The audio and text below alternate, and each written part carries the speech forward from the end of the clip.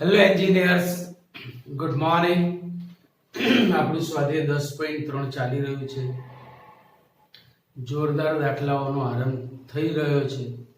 જો સૂત્રો કાચા હશે તો 11માં તો ખરું જ, પણ 12માં પણ તમે મને યાદ કરશો કે સરની વાત સાચી હતી. ત્રિગોના સૂત્રો, ક્રમચય સંચયના સૂત્રો, રેખાઓના સૂત્રો, સંભાવનાના સૂત્રો, ગણક્રિયાના સૂત્રો યાદ રાખજો. બધું જ કામમાં આવશે. જેડબલી ગુજસેટ તમારો પીછો છોડશે નહીં. રાઈટ? ચલો, સ્વાધ્યાય 10.3 ના 11 દાખલા આપણા પૂરા થઈ ગયા છે. આજે 12મા દાખલાથી આપણી ગાડી ચલાવીએ છીએ. તો ટેક્સ્ટ બુક ખોલીને બેઠા હશો તમે. હવે દર વખતે લઈને બેસવું કહેવાનું ના હોય, ટેક્સ્ટ બુક લઈને જ બેસવાનું છે. ખોલીને બેઠા હશો. 12મા દાખલાની રકમ આપણે જોઈએ કે 2-3 માંથી પસાર થતી બે રેખાઓ વચ્ચેનો ખૂણો 60 અંશ છે. એનો મતલબ કે બે રેખાઓ આ રીતે છે, જે મેં અહીંયા દોરી છે. આ L1 છે અને આ L2 છે. એમની વચ્ચેનો ખૂણો 60 છે. 2-3 માંથી પસાર થતી બે રેખાઓ વચ્ચેનો ખૂણો 60 છે. જો એક રેખાનો ઢાળ, તમે L1 નો ઢાળ લઈ લીધો છે, જો એક રેખાનો ઢાળ 2 હોય તો બીજી રેખાનો ઢાળ શોધો. હવે ભૌમિતિક રીતે આમાં કેવું થાય, તમે જો મેં આ રેડ કલરની જે લાઈન બનાવી છે ને, એ બનાવી જ ના હોય તો તમે દાખલો કરવા જાઓ, આકૃતિ પ્રમાણે તમને એક જ રેખા મળવી જોઈએ, પણ મળશે ભૌમિતિક રીતે બે. કેમ? તો કે આ રેખા સાથે 60 અંશ આ બાજુ ને 60 અંશ આ બાજુ બી તો ખૂણો બને છે. એટલે તમને ખરેખર મળશે બે જવાબ. મેળવવા જઈશું આપણે એક, પણ મળશે બે. કેવી મજા આવે. So let's start. અહીં L1 નો ઢાળ M1 2 છે. ધારો કે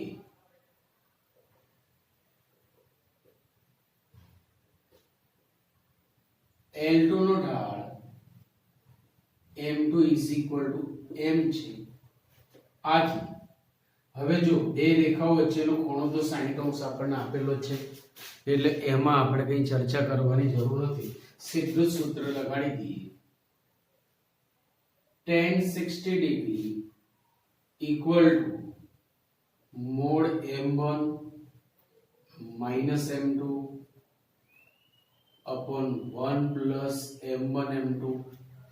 tan 60 that is √3 equal to mod M1 is 2 minus M2 is M upon 1 plus 2M.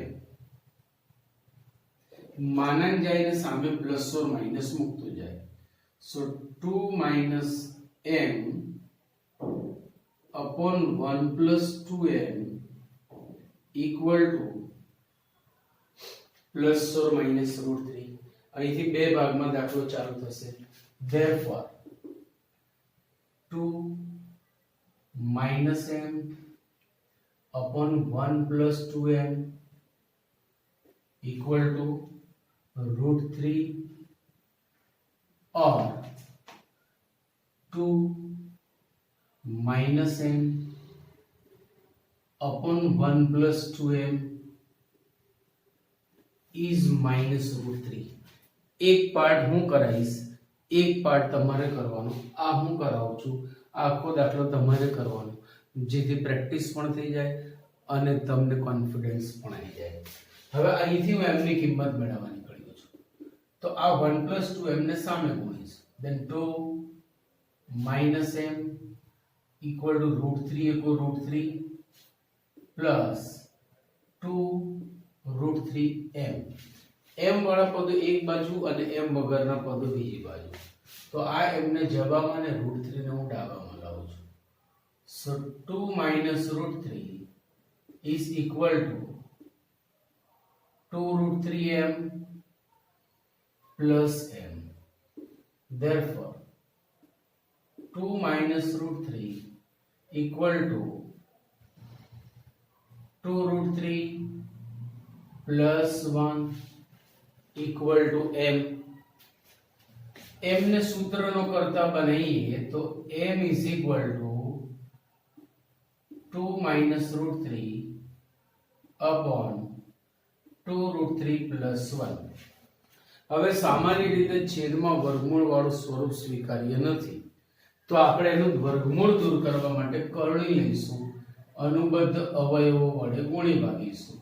2√3 - 1 વડે ગુણતા ભાગતા ઇક્વલ ટુ 2 * 2√3 4√3 -2 -2√3 * √3 થશે 6 અને minus minus plus √3 upon a plus b into a minus b પ્રમાણે આનો વર્ગ 2 નો વર્ગ 4 અને √3 નો વર્ગ 3, તો 4 તરી 12, સો 12 - 1 equal to 4√3 + √3 will be 5√3 -2 - 6 will be -8 upon 12 - 1 is 11.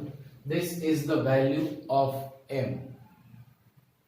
Sorry, according to book જવાબ લાવવો હોય ને તો આ લાવશો તો તમારો જવાબ બુક સાથે મેચ નહીં થાય, એટલે આપણે ઢાળ આ જ રહેવા દઈએ છીએ. રાઈટ, આ ઢાળ થઈ ગયો. આ જ રીતે તમે અહીંયા સાદુરૂપ આપશો એટલે તમને એમની કિંમત મળશે. હવે ઢાળ મળી ગયો. કોનો ઢાળ મળ્યો? તો કે m એ L2 નો ઢાળ છે, એટલે આનો ઢાળ. એવી જ રીતે અહીંયા જે m મળશે એ L3 નો ઢાળ થશે. ધ્યાન રાખજો, મને આ રેખાનું સમીકરણ મળશે, તમને આ રેખાનું સમીકરણ, એટલે જવાબ 2 આવશે. બરાબર યાદ રાખજો.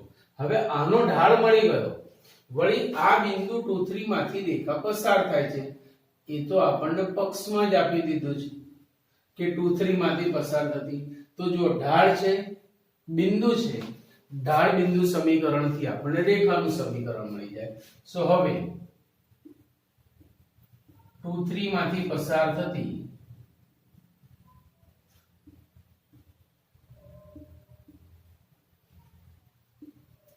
તથા 2 - √3 upon 2√3 + 1 ઢાળ વાળી રેખાનું સમીકરણ y - y1 is equal to m એટલે 2 - √3 upon 2√3 + 1 into x - x1. इसे यहां और इसे यहां मल्टीप्लाई करो, सो 2√3 + 1 into y - 3 equal to 2 - √3 into x - 2. હવે હું આનું વિસ્તરણ કરું છું, તો ચોકડી પ્રમાણે જવાબ લાવવા માટે હું આખા કૌંસને y જોડે ગુણું છું. સો 2√3 + 1 into y, પછી 3 into y એટલે -3 into 2√3 + 1 equal to 2 - √3 into x - 2 into 2 - √3. હવે હું બધું જમણી બાજુમાં લઈ જાઉં છું. બધું જમણી બાજુમાં લઈ જઈશ અને પછી આખું ઉલટાઈને લખું, તો પહેલું પદ આ લખીશ, therefore 2 - √3 into x. હવે આ સામે ગયું એટલે માઈનસ થયું, માઈનસ 2√3 + 1 2√3 + 1 into y. હવે આ સામે ગયું એટલે પ્લસ થશે, +3 into 2√3 + 1, અને આ તો સામે છે એટલે માઈનસ જ રહેશે, -2 into 2 - √3 2 minus equal to 0. હવે માત્ર આનું સાદુરૂપ x અને y ના સહગુણકાત સ્વરૂપમાં રાખીશું, એનું વિસ્તરણ નહીં કરીએ. સો 2 - √3 into x minus 2 root 3 plus 1 into y plus 3 2 6 root 3 plus 3 minus 4 plus 2 root 3 equal to 0. So the answer will be 2 minus root 3 into x minus 2 root 3 plus 1 into y. 6 times root 3 plus 2 times root 3 will be 8 times root 3. So plus 8 root 3 plus 3 minus 4 is minus 1 equal to 0. જે આપણો માંગેલો જવાબ છે. બોલો clear point.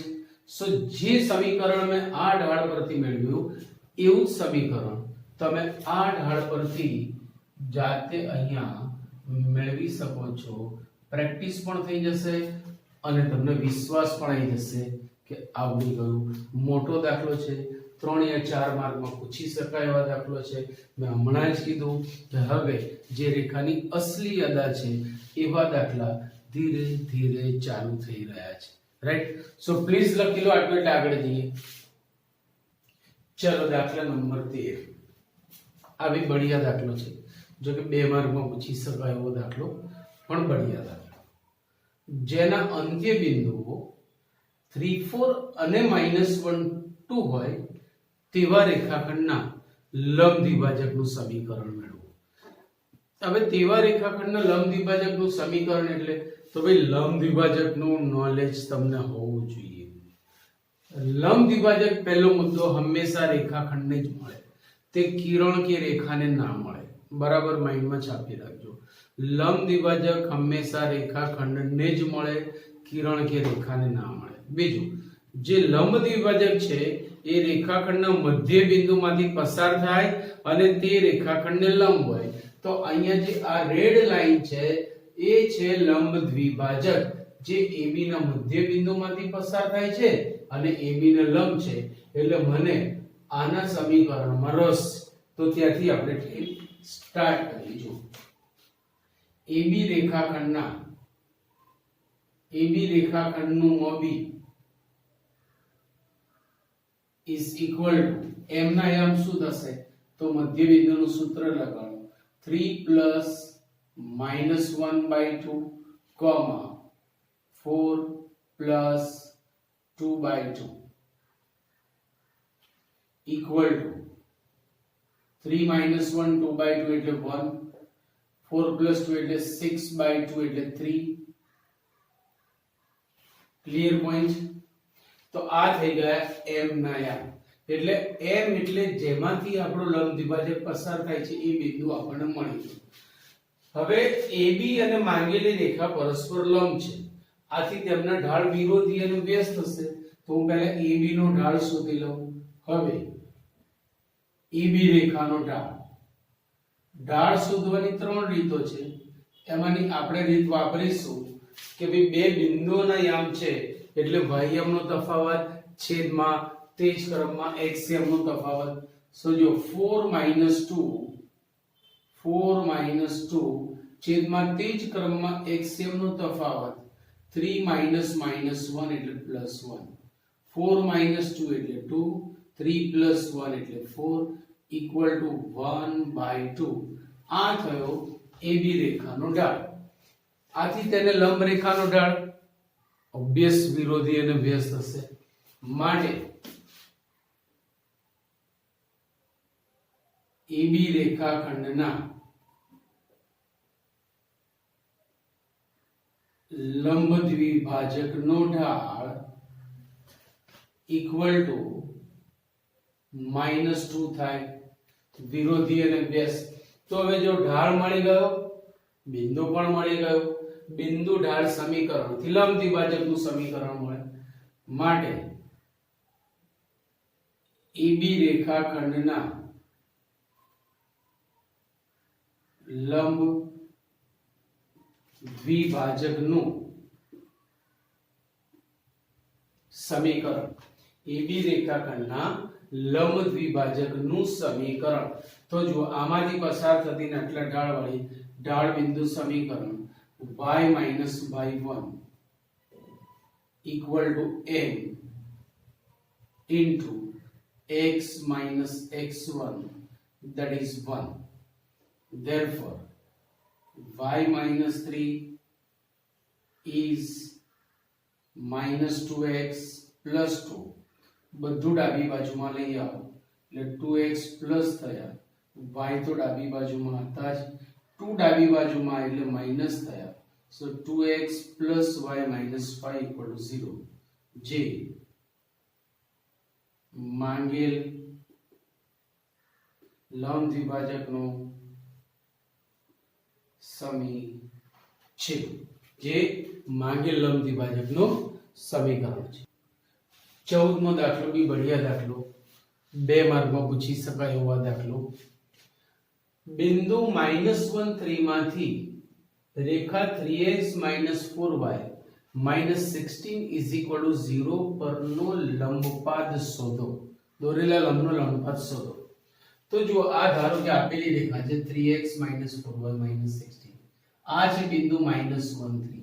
અહીંયાથી લંબ લેતા લંબપાદ ધારો કે m છે, તો મને m ના યામમાં રસ છે, બરાબર છે. તો જો પહેલું આપણે આ લઈશું કે ધારો કે a -1 3 માંથી 3x - 4y - 16 is equal to 0 પરનો લંબપાદ m છે. આથી am રેખા એ આપેલી રેખાને લંબ થશે. આથી am રેખા એ આપેલી રેખાને લંબ થશે. તો જો હવે 3x - 4y - 16 is equal to 0 નો ઢાળ. હવે અહીંયા આ સૂત્ર લગાવીશું -a/b. અહીંયા બે બિંદુ સ્વરૂપ લગાવ્યું હતું. 3 સૂત્રો છે. જો બે બિંદુઓ તમારી પાસે હોય તો y નો તફાવત છેદમાં તે જ ક્રમમાં x નો તફાવત. જો તમને રેખાનું સમીકરણ ax by c = 0 સ્વરૂપનું આપેલું હોય તો -a/b. અને જો x અક્ષની ધન દિશા સાથેનો ખૂણો આપ્યો હોય તો સમજી ગયા tan θ. તો આનો ઢાળ થશે -a/b પ્રમાણે 3/-4, then it will be 3/4. આ આપેલી રેખાનો ઢાળ છે માટે, અને am રેખા તેને લંબ છે માટે am રેખાનો ઢાળ આના કરતા વિરોધી અને વ્યસ્ત થશે. માટે am રેખાનો ઢાળ equal to -4/3 થાય. માટે am રેખાનો ઢાળ -4/3 થાય. હવે am રેખાનો ઢાળ મળી ગયો એટલે એની ઉપરનું બિંદુ a ના યામ આપેલા છે, તો મને am રેખાનું સમીકરણ મળશે. હું કેમ am રેખાનું સમીકરણ લાવું છું એ પછી ખબર પડશે. પહેલા તે am રેખાનું સમીકરણ મેળવી લઈએ. હવે am રેખાનું સમીકરણ બિંદુ અને ઢાળ છે એટલે એ સૂત્ર લગાડીશું y - y1 equal to m into x minus x1. 3 ને સામે આપો. therefore 3y minus 9 equal to -4x minus 4. બધું ડાબામાં લઈ આવો. so 4x plus 3y આ બાજુ હશે એટલે પ્લસ થશે, then it will be -5 equal to 0. હવે એક્ચ્યુઅલી આપણે આને 1 નંબર આપી દઈએ અને આને આપીએ 2 નંબર. આ આપેલી રેખા છે, આ મેળવેલી રેખા છે. માંગેલી રેખા છે જ નહીં, આપણે લંબપાદ ના યામ મેળવવા છે. આપેલી રેખા છે, મેળવેલી રેખા છે. આપેલી રેખા અને મેળવેલી રેખા નું જે છેદ બિંદુ થશે એ જ m થશે. એ જ લંબપાદના યામ થશે. તો બે રેખાઓનું છેદ બિંદુ શોધવાની આપણી પાસે 3 રીતો, આમ તો 4 રીતો છે અને આમ તો 5 રીતો છે, પણ અત્યારે હું તમને 3 રીત સમજાવું છું જે તમે 9મા કે 10મા ધોરણમાં ભણીને આયા. દ્વિચલ સુરેખ સમીકરણ, એનો ઉકેલ શોધતા હતા એક લોપની રીત કે ભાઈ આમાંથી x અથવા y ના સહગુણક સમાન બનાવીને ઉડાડી દો. એ રીત થઈ. એ ત્યાં ભલે તમે ઉકેલ શબ્દ વાપરતા હતા પણ ખરેખર છેદ બિંદુ જ કહેવાય. આવી રીતે પછી બીજી આદેશની રીત, કોઈ એક સમીકરણમાંથી x અથવા y ને સૂત્રનો કરતા બનાવી અને બીજા સમીકરણમાં મૂકીએ એટલે ત્યાંથી આપણને y અથવા x ની કિંમત મળે. એ હતી આદેશની રીત. ત્રીજી ચોકડી ગુણાકારની રીત, જેને ક્રેમરનું સૂત્ર પણ કહી શકાય. ચોથી આલેખની રીત. પાંચમું શ્રેણિકમાં આવશે 12મા ધોરણમાં. એમ આટલી રીતો છે. તો આપણે હું લોપની રીતમાં રસ રાખીશ, કારણ કે જો હું y ના સહગુણક સમાન બનાવીને સરવાળો કરું તો સીધું ઉડીને મને x મળશે. તો 1 ને 3 વડે અને 2 ને 4 વડે ગુણી સરવાળો કરતા 1 ને 3 વડે તથા 2 ને 4 વડે ગુણી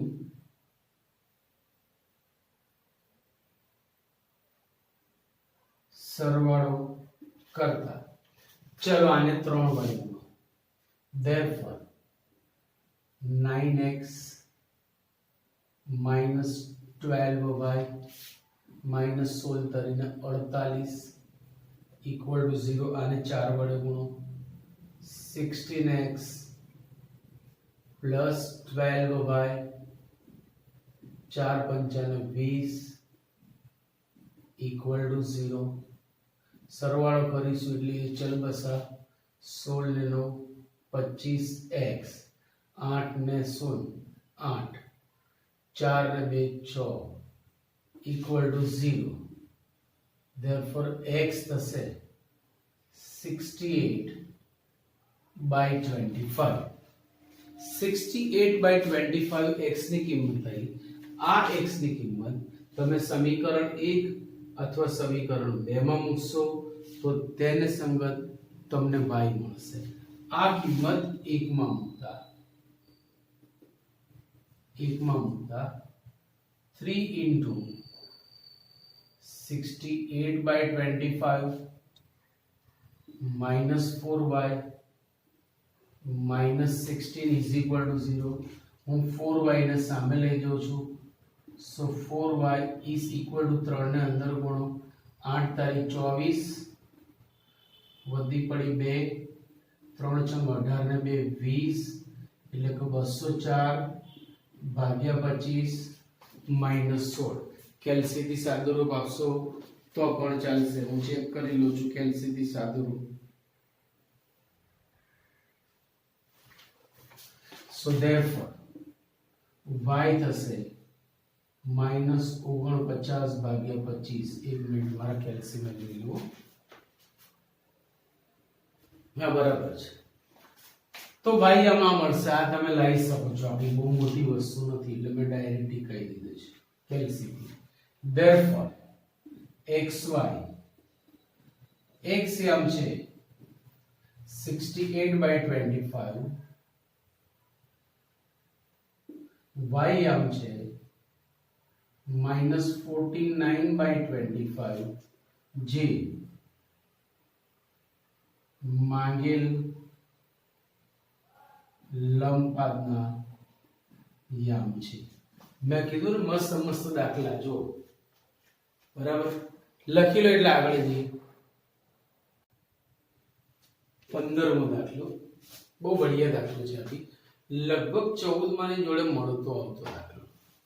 જો ઉગમ બિંદુમાંથી એટલે કે અહીંયાથી રેખા y is equal to mx plus c. મેં આને y is equal to mx plus c કીધું છે. mx plus c પર રેખા પર અહીંયા પર લખવાનું દેવું છે. રેખા પર દોરેલા લંબનું લંબપાદ -12 હોય તો m અને c શોધો. હવે -12 એ ખરેખર બીજા ચરણનું બિંદુ છે. ભૌમિતિક રીતે વિચારીએ તો. એટલે મેં રેખાને બીજા ચરણમાં બતાવી છે, બીજું કોઈ રીઝન નથી. બાકી જનરલી પહેલા ચરણમાં દોરો તોય ખોટું નથી, પણ ભૌમિતિક અર્થઘટન ખોટું પડી શકે છે. એ ના થાય એટલા માટે મેં બીજું ચરણ લીધું છે. તો એમ અને સી શોધો. હવે અહીંયા તમે જુઓ કે OM નો ઢાળ અને આપણી રેખાનો ઢાળ કેવા થશે? વિરોધી અને બેઝ. ત્યાંથી આપણને ઢાળ મળશે. ત્યારબાદ -1 ટુ આ રેખાનું બિંદુ છે એ તેનું સમાધાન કરતું હશે, એટલે ત્યાંથી આપણને સી ના મૂલ્યો પણ મળી જશે. બરાબર. ચલો, OM રેખા એ આપણી રેખાને લંબ છે. અહીં y is equal to mx plus c નો ઢાળ m છે. આપેલી રેખાનો ઢાળ m છે. વળી o ના આમ તો 0 0 છે કારણ કે ઉગમ બિંદુ છે. વળી OM રેખાનો ઢાળ, વળી OM રેખાનો ઢાળ. તો કયું સૂત્ર લગાડશો અહીંયા? OM રેખા ઉપરના આપણી પાસે બે બિંદુઓના યામ છે. એ બે બિંદુઓના ઢાળનું સૂત્ર લગાડીએ તો ym નો તફાવત એટલે કે 2 - 0 છેદમાં તે જ ક્રમમાં xm નો તફાવત એટલે કે 2/-1 = -2 થાય. હવે તમે જુઓ OM Rekha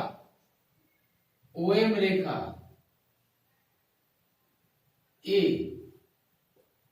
y is equal to mx plus c ને લંબ છે, માટે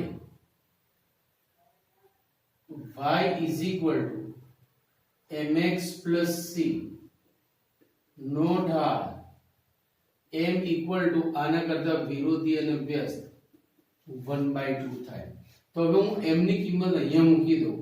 so y is equal to 1/2 into x plus c. બે લસા લઈ લો.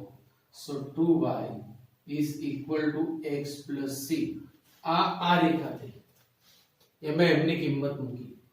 પણ આ બિંદુ પણ તો એ રેખા ઉપર છે, y is equal to mx plus c પર. તો આ તેનું સમાધાન કરશે, જે -1 2 માંથી પસાર થાય છે.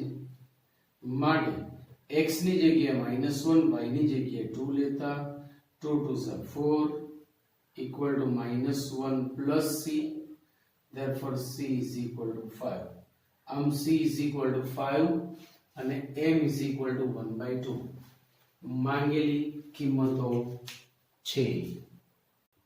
16મો દાખલો બઢિયાળ દાખલો છે. 3 માર્કમાં અથવા 4 માર્કમાં એક્ઝામમાં પૂછી શકાય એવો દાખલો. રકમ બરાબર સમજી લો. આપણને બે રેખાઓ આપી છે. બંને રેખાઓના ઉગમ બિંદુથી લંબ અંતરો p અને q છે. પહેલી રેખાનું ઉગમ બિંદુથી લંબ અંતર p, બીજી રેખાનું ઉગમ બિંદુથી લંબ અંતર q છે. તો બતાવો કે p² + 4q² = k². તો જો આપણે ચાલુ કરીએ. x cos θ - y sin θ. હવે k cos 2θ નું હું ડાબી બાજુમાં લઈ લઉં છું. - k cos 2θ નું ઉગમ બિંદુથી લંબ અંતર p છે. માટે p is equal to ઉગમ બિંદુથી લંબ અંતરનું સૂત્ર આપણી પાસે છે mod c - k cos 2θ upon √a² + b², જ્યાં a એટલે x નો સહગુણક અને b એટલે y નો સહગુણક. so √cos² θ + sin² θ equal to આ થઈ જશે mod k cos 2θ. reason is only that કે માઈનસ માનાંકની અંદર છે એટલે પ્લસ જ રહેશે. આ નિત્યસમ છે એટલે 1 થઈ ગયું. એટલે આ મળ્યું આપણને p નું મૂલ્ય. હવે બીજી રેખાને બોલાવો તથા બીજી રેખા છે x sec θ plus y cosec θ equal to k. હું સરળતા ખાતર આને sin cos માં ફેરવીશ. x upon cos θ plus y upon sin θ equal to k. sin cos લસા લેતા x sin θ plus y cos θ equal to k sin θ cos θ. એને મેં ડાબી બાજુમાં લીધું એટલે આમ થયું is equal to 0. નો ઉગમ બિંદુથી અંતર q છે માટે એનું સૂત્ર ટીકાવો. so q is equal to mod c એટલે minus k sin θ cos θ upon under root sin square plus cos square. फिर वही रफ्तार नित्य सम मूल्य थसे 1. सो ये बनेगा माइनस नहीं है कोई महत्व नहीं के sin थीटा cos थीटा एम આપણને બે કિંમતો મળી.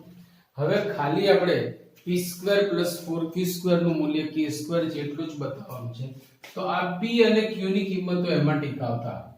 સો હવે p² plus 4q². p² આનો વર્ગ કરીશ એટલે હવે માનાંકની જરૂર નથી.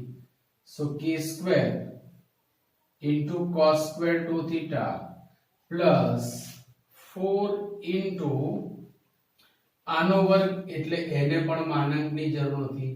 સો k² sin² θ cos² θ. જો આને ગોઠવીને લખું છું तो k² cos² 2θ प्लस k² ने मैं बाहर लख्या 4 sin² cos² ने मैं आम लख्या 2 sin θ cos θ ने આખાનો વર્ગ. તો આ આપણું sin 2θ નું સૂત્ર બની ગયું equal to k² cos² 2θ plus k² ये बनेगा sin 2θ અને એનો સ્ક્વેર એટલે sin² 2θ. બંનેમાંથી k² कॉमन तो ये बना वापस नित्य सम. ये बना वापस नित्य सम इक्वल टू k². अगर आ LHS છે तो ये RHS होगी. એટલે बढ़िया દાખલો છે. આ પણ 3 અથવા 4 માર્કમાં પૂછી શકાય એવો દાખલો. સો આજે આપણું લેક્ચર અહીંયા સુધી રાખીએ છીએ. 15મો 16મો દાખલો થઈ ગયો. 17મા દાખલાથી આપણે આવતી વખતે આગળ જઈશું. Okay, C you, bye bye.